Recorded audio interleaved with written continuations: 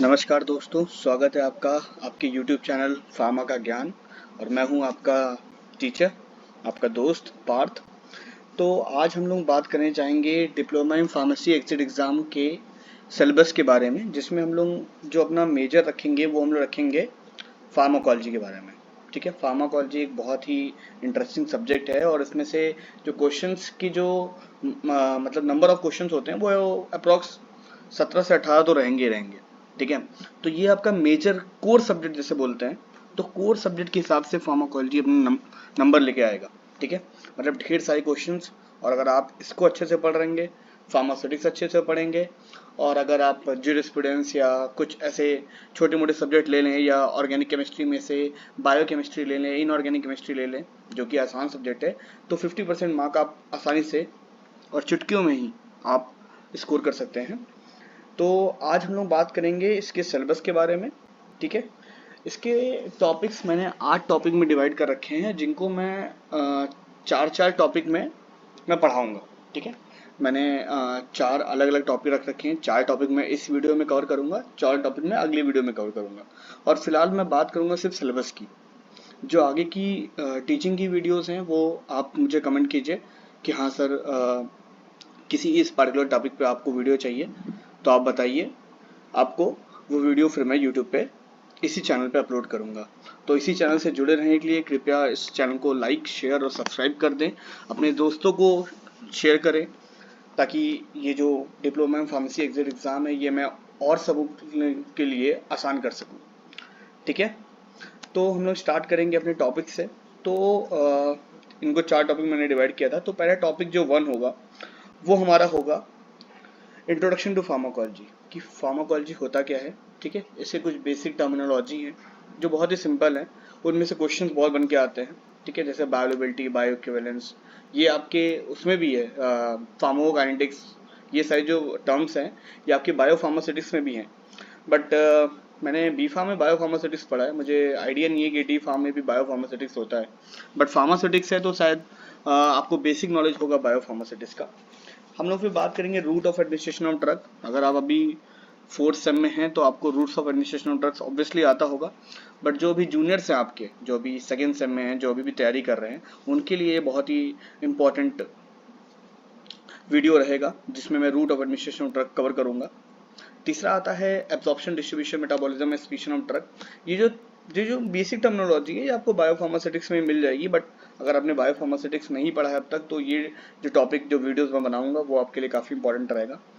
जो हमारा दूसरा टॉपिक होगा सॉरी जो हमारा दूसरा टॉपिक होगा वो रहेगा mechanism of action of drug, जहाँ पर हम लोग अलग अलग ड्रग्स जैसे कि सेडेटिव है, हिप्नोटिक्स है, drug acting on autonomic nervous system, central nervous system, drug acting on respiratory system, cardiovascular system, जो ये सारे ड्रग्स है इनकी हम लोग बेसिक मैकेनिज्म पढ़ लेंगे।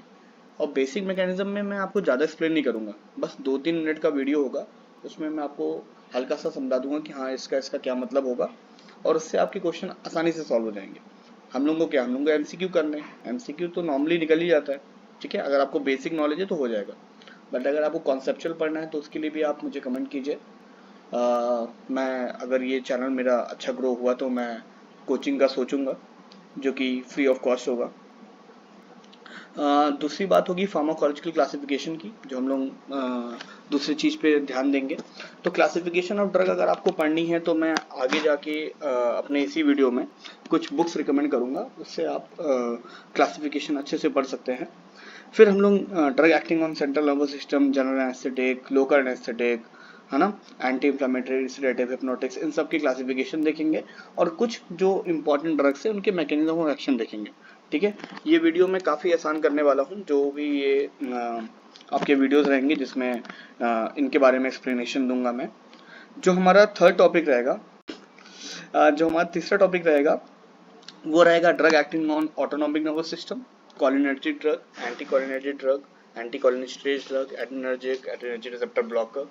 तो इसका जो मैकेनिज्म ऑफ एक्शन है वो मैं बहुत ही सिंपल रखूंगा, एक डायग्राम सिंपल सा बनाऊंगा, मतलब मैं अपलोड करूंगा इसी चैनल पे एक डायग्राम सिंपल सा, और उसी में मैं आपको पूरा मैकेनिज्म, मतलब सिंपल मैकेनिज्म एक्सप्लेन कर दूंगा।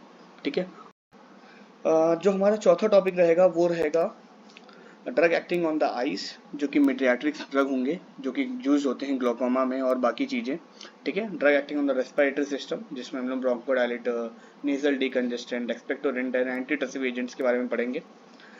तो ये हमारे 4 टॉपिक्स हो गए। अब हम लोग बात करेंगे, मैंने बोला था कि मैं बुक्स के बारे में बताऊंगा, तो कुछ बुक्स के बारे में आपको मैं बता देता हूँ।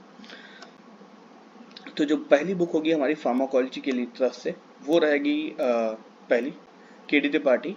आपको पता होगा, आपने सुना भी होगा नाम केडी त्रिपाठी, जो कि अगर केडी त्रिपाठी की मैं कुछ बात मुझे अच्छी लगी तो मुझे इसमें मैकेनिज्म ऑफ एक्शन है पार्टिकुलर ड्रग्स का, वो इसमें बहुत ही अच्छे से एक्सप्लेन कर रखा है। और जो फार्माकोलॉजिकल क्लासिफिकेशन है, तो मैं मानता हूँ कि जो भी आपके क्वेश्चन पूछे जाएंगे वो इसी से होंगे। फार्माकोलॉजिकल क्लासिफिकेशन केडी त्रिपाठी का अगर रेफरेंस देके कि कोई पढ़ा रहा है आपको, तो वो बहुत ही अच्छा है, क्योंकि फार्माकोलॉजिकल क्लासिफिकेशन उससे अच्छा कहीं नहीं मिलेगा आपको। जो हमारी दूसरी बुक होगी वो रहेगी, मेरी काफ़ी ज़्यादा फेवरेट है, स्पर्श गुप्ता, गोविंद राय गर्ग और स्पर्श गुप्ता की ये बुक है, ठीक है। और ये बुक से अच्छी बुक मुझे अभी तक कोई नहीं लगी फार्माकोलॉजी की। मैंने लिपिनकॉर्ड भी पढ़ी है, रैंगेंडेल पढ़ी है, बट मुझे जो आसान शब्दों में समझाया गया है और जो कॉन्सेप्ट इन्होंने क्लियर किया है वो किसी ने नहीं किया। Govind Rai Garg is like father of pharmacology, मतलब अभी इस समय का फार्माकोलॉजी के जो फादर होंगे वो गोविंद राय गर्ग होंगे, क्योंकि उनसे अच्छा मुझे नहीं लगता कोई पढ़ा सकता है। तो तीसरी बुक पे हम आते हैं। तीसरी बुक में मेरा रिकमेंडेशन है कि आप ये बुक खरीद लें, इससे आपके लिए आसानी होगी, आप एमसीक्यूज आसानी से सॉल्व कर सकते हैं, जो भी एमसीक्यूज आने वाले हैं। अब देखो, प्रीवियस ईयर क्वेश्चन पेपर तो आपको मिलने से रहे, बट आपको बेसिक नॉलेज हो जाएगा कि अच्छा ऐसे एमसीक्यूज आते हैं, एमसीक्यूज का लेवल क्या होगा। तो मेरे हिसाब से अगर आप ये खरीद पाए, ज़्यादा महंगी नहीं है, आई थिंक 700-800 के आसपास की होगी, मैंने भी देखा नहीं है, बट फिलहाल मुझे लगता है कि ये बुक आपको ले लेनी चाहिए। तो बस अब मैं इस वीडियो को यहीं रैप अप करता हूँ। फिलहाल मैं आपको बोलूँगा कि please like, share and subscribe इस चैनल को, जिसका नाम है फार्मा का ज्ञान। मिलते हैं आपसे अगले वीडियो में। धन्यवाद।